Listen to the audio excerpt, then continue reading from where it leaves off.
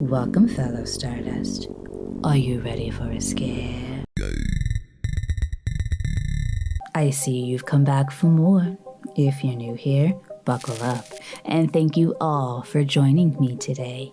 My name is DeRay, aka Rainbow Fright, lover of all things dark, creepy, and weird. Today's movie review will be on Patron request, Death Proof.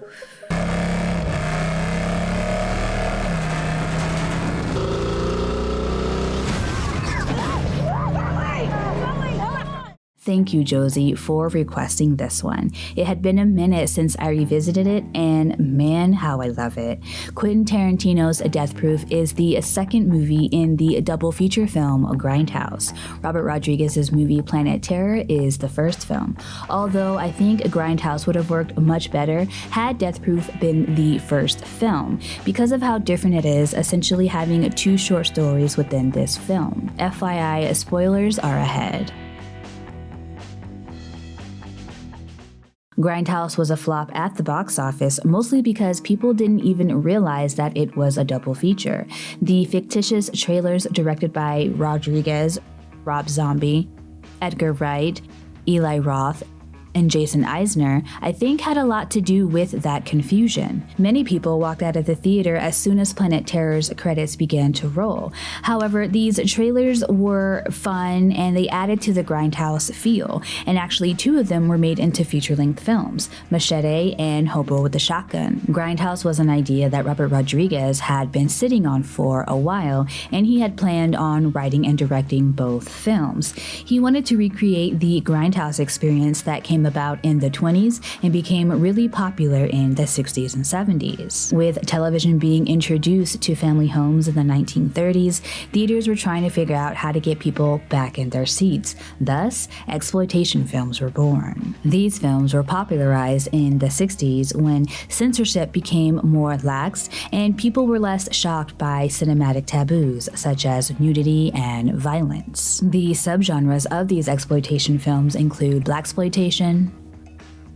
sexploitation, slasher films, spaghetti westerns, mockbusters, cannibal films, and the list goes on.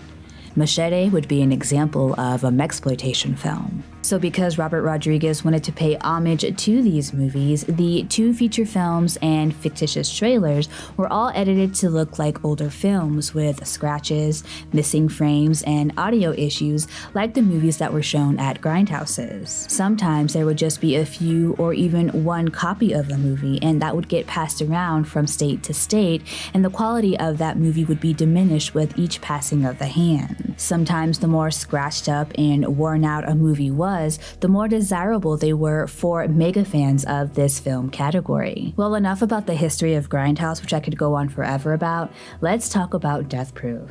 So instead of writing and directing both films, Robert Rodriguez approached his longtime friend and filmmaking partner, Quentin Tarantino, who fell in love with the idea because he had actually been hosting his own screenings in Austin, Texas for about a decade called QT Film Fest. Quentin's screenings brought that Grindhouse vibe, so when Robert approached him with this idea, he immediately began writing out a script. He had a memory of someone years ago telling him about how cars were death-proofed for filmmaking, an idea that fascinated him. So he took this nugget of inspiration and decided to make a slasher film where a car would be the killer's weapon of choice.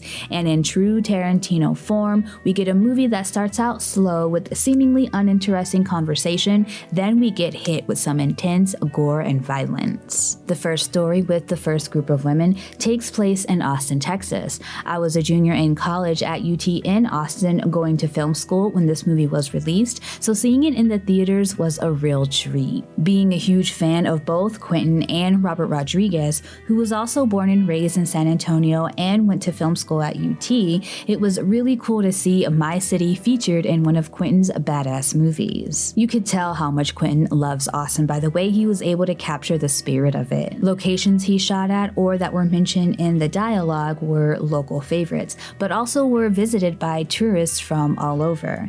And the short-lived rainfall made me chuckle because Austin's weather is very unpredictable, although in the past decade, rainfall has reached new record lows, unfortunately. We follow the women on their girls' night out that starts at Güeros, a popular Mexican restaurant, where they get dinner and margaritas. Afterwards, they go to Texas Chili Parlor for more drinks where they hang out with some other friends. Kurt Russell's character, Stuntman Mike, stalks the girls and follows them from Güeros to Texas Chili Parlor, where he eats nachos and drinks virgin cocktails while keeping a close eye on them. Just before the group decides to leave, Stuntman Mike approaches them and weasels his way into getting a lap dance from Arlene, played by Vanessa Ferlito. Her friends Shanna and Jungle Julia are played by Jordan Ladd and Sydney Tamia Poitier, the prolific Sidney Poitier's daughter. Lana Frank, their plug, played by stuntwoman Monica Staggs, ends up driving them home, which she finds out was a huge mistake.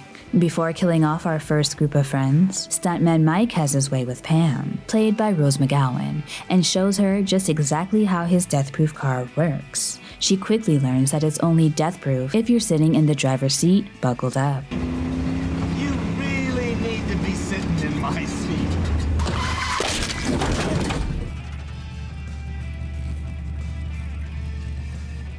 After having his fun with Pam, he finds the women and drives into them head-on, killing each of them instantly. I absolutely love how we're given 4 different perspectives of the moment of impact. Mike makes it out with just a few scrapes and bruises, and because he was sober and the girls were drunk, he couldn't be charged with the crime even though the sheriff believed he intentionally crashed into their car. Well, what we have here is a case of vehicular homicide. That old boy and I murdered them pretty little gals. I mean, he used a car, not a hatchet, but they did just the same. 14 months later, Stuntman Mike ends up in Tennessee, where Quentin was born, and finds a new group of women to stalk and hunt down. Our new group of friends are Zoe, Lee, Kim, and Abernathy, played by Zoe Bell, Mary Elizabeth Winstead, Tracy Toms, and the wonderful Rosario Dawson, respectively. This group of friends is just passing through Tennessee while they're working on a Hollywood film and have a few days off. Zoe flies in to meet with the other 3 for a visit, similar to Arlene in the first story, and also works in movies as a stuntwoman. Zoe actually plays herself in the movie. She's an actual stunt woman who did stunt work for Uma Thurman in Kill Bill. The stories about her in the script were based on her real life and her experiences with Quentin. This was her acting debut and she knocked it out of the park. Zoe didn't even know that her role would be so big until she saw it on the big screen. She of course did all of her own stunts, and Quentin had no interest in using any CGI for the car chase scenes. So watching her maneuver on the hood of that car is a thrill ride. Just like in the first story, we have more drawn-out conversations that let us get to know the group a little better as individuals. The breakfast scene the women have before they do their big stunt is much like the breakfast scene in Reservoir Dogs. The conversations foreshadow how the various characters will react to the troubles that lay ahead of them. For instance, they tell the story of Zoe falling into a 7-foot ditch unscathed, but she fell into that ditch after warning Abernathy not to fall in it herself. And later in the film, she does an even more stupid thing. She plays Ship's Mast, where she rides on the hood of a car while holding onto belts. When Stuntman Mike comes along and decides to have fun with them, they veer off the road and Zoe goes flying into a ditch and is presumed dead by Abby and Kim. But as usual, she pops up unharmed. This movie really celebrated women and their resilience, emotional and physical strength, beauty, and sisterhood. While the first group of women weren't so lucky, they were obvious queens that we couldn't get enough of, including Mike. In fact, he was so smitten by them that he had to get his rocks off, and the way he did that was with his piece. His metal piece. Not only did this movie celebrate women, each girl had their own time to shine. Jungle Julia was the famous model-esque local DJ with her own billboard. Arlene delivered a lap dance showcasing her choreography and directing skills. Shanna gets her scenes with Eli Roth. Lee showcases her powerful singing chops. Kim is our badass race car driver. Zoe gives us just a taste of her stuntwoman abilities. And Rosario Dawson gives stuntman Mike his final blow to the head. But when the girls left Lee with the guy selling the Dodge Charger, that was a bit cringy and went against a sisterhood code. Hopefully they went back to her untouched. The gritty cinematography looked great, even though the whites were blown out in the first segment, which is something I often complain about with other movies. It was done in a stylized way. The characters were still saturated with color and it fit the aesthetic Quentin was going for. The second segment switched up the cinematography and was a bit more updated and smoother looking, although it still looked like a film from the 70s. Quentin also didn't use any original music and instead used music from other carsploitation and exploitation films. It was also really fun to see his callbacks to his beloved Kill Bill.